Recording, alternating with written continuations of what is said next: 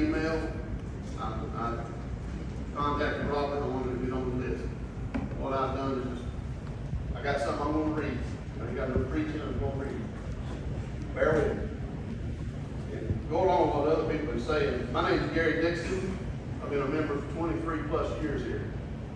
And I've lived on the golf course right across Penrose Drive for the last 15 years. 1 year ago, next week, on September 13th, Mark sent a text that stated, all the other people can kiss my ass. Gary, Bill, City, Daniel included.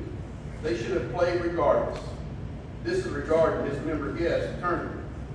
Then 2 months ago, on Friday, June the 13th, during the choose-up, Mark verbally assaults me on 18 tee box after I questioned why he couldn't wait to water 17 green until we left. My foursome was on the green and another in the fairway waiting to hit. This was after the foursome in front of them had to wait on every hole, the last 5 holes, 5 through 9, to be mowed before they could do it up. Mark yelled at me saying he was tired of people complaining. He said I was always saying negative things. I told him that I had not spoke to him since the text telling me to kiss his ass. He denied it, and I told him I saved it on my phone waiting for his denial so he could be proven wrong.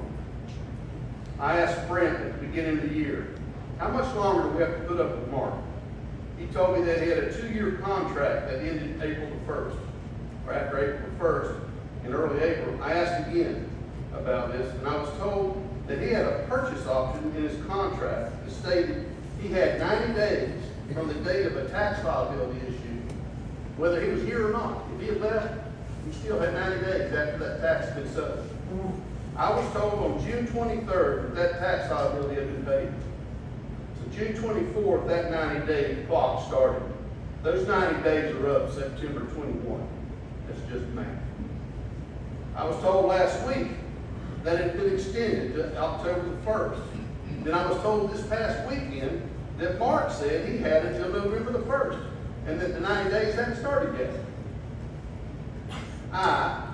We the club members, would like to know exactly what the date is. What is the board doing to end Mark's tenure? Why keep someone that no one wants? I told Mark again on June 13th that he does a great job mowing the fairways and cooking, but has no management skills. He denied this, and I told him that was strictly my personal observation. We have 2 excellent groundkeepers in Felipe and Nemo, and I am sure they will do what they are told. However, there are many little things that will not take much time daily or weekly to make the course look and play much better. Weed eat around the drains in 1 and 6 fairways. In the hurricane ditch in 8 fairway that will be 2 years old, will be a year old in 2 weeks. Trash cans can be emptied daily. Keep the ball washers that we bought full of water and soap. We bought brand new ball washers. We had 11. Only 2 of them didn't work. And the ones that were out there just needed water and soap in them. Just needed to replace 2. Mow the tee shot landing areas that affect slow play based on the course knowledge.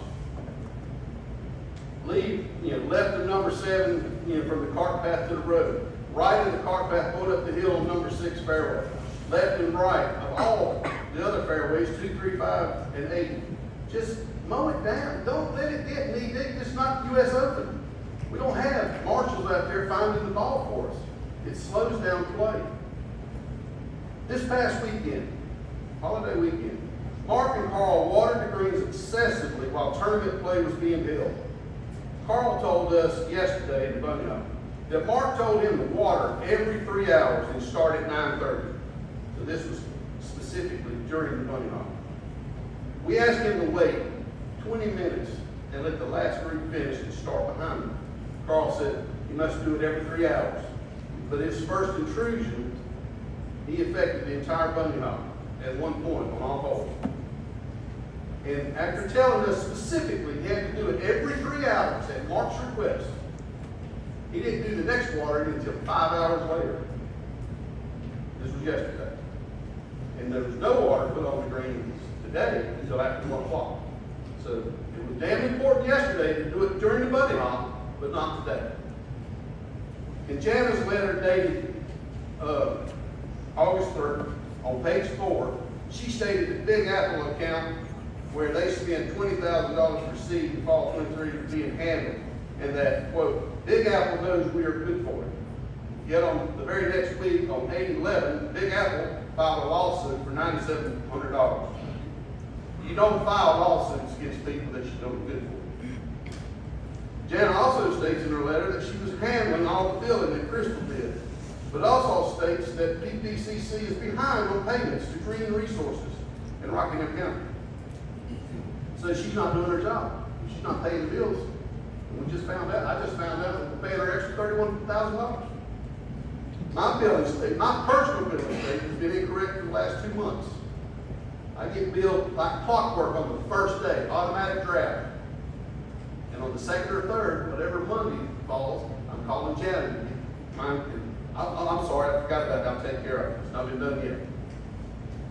And then, as of yesterday, I find out that Susie Johnson is being asked to make calls about past due accounts.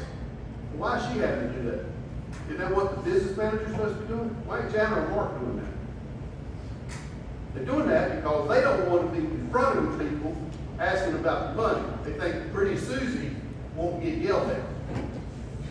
Okay. And then one thing on the video that Kelly referred to, and this is just a note that I made, on that very day, Mark and 3 of our members played at Alamance Country Club under false pretense. They didn't pay a dime. Mark told them down there that he was one of the owners. He was the greens manager here, and that those 3 members that were playing were on an exploratory committee for new greens being put in here, and he just lied.